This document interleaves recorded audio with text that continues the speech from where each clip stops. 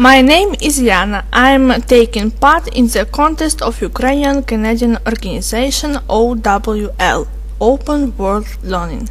It's decided to the 125th anniversary of the first Ukrainian settlement in Canada and the 150th anniversary of independence of Canada. Пилип Коновал was born on the 25th of September 1888 in Kutkiivsy, Podilska province. The Canadian of Ukrainian origin, the only Ukrainian who was the holders of the Victoria Cross, the highest and the most honorable reward of the courage in front of the enemy face. For 5 years of service, Philip visited different parts of the empire, and when his service was coming to its end, he has chosen the craft of the woodcutter to himself.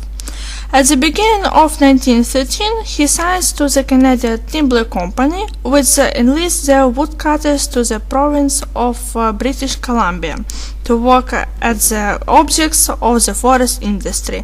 That is how he got to Canada. During the war, as a result of contusion, Konoval was evacuated to England. He was sent to Beaufort Hospital and then to Beaufort Medical Facility, that is not far from London. When Philip recovered from wounds, he was rewarded to Victoria Cross, that was presented to him by King George V on the 15th of October, 1917. Given the award, the king said, "Your exploit is one of the most daring and heroic in the history of my army. For this, expect my thanks." Konoval left the hospital in September 1917. After that, he was signed to the 16th Canadian Reserve Battalion, and in November 1917 he was appointed as a helper to the Canadian Military Communication Officer in the Russian Embassy in London. Later, Philip was appointed as an acting sergeant, where he stayed for a year. During this time, Piliп Konoval was awarded the George Cross on behalf of the Russian Empire.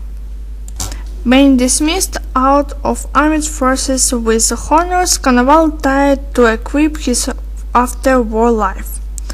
But his serious injury and psychological trauma made by the war were given felt. Philip's first wife died, and his daughter disappeared without a trace during the famine. As a result of these events, his disease started progressing, so he had approached the hospital. For the 48-year-old soldier who used to face different obstacles, it was hard to fight against the unseen enemy in himself. The clinic staff, which considered to be the most skillful in this field, used progressive methods of psychotherapy. Due to these methods and the staff, Piliп Konoval achieved his greatest victory: freedom in the society and this body source. Then, up to his death, Philip works as a special supervisor in the room number 416, the Prime Minister's office. A small consolation for him is the difficult time was friendship and later wedding with the second wife Juliet. At the age of 72, in the Department of Veterans in the public hospital in Ottawa, Piliп Konoval died after 2 months' disease caused by the old war wounds. His last note in the governmental leader was, "Died in service."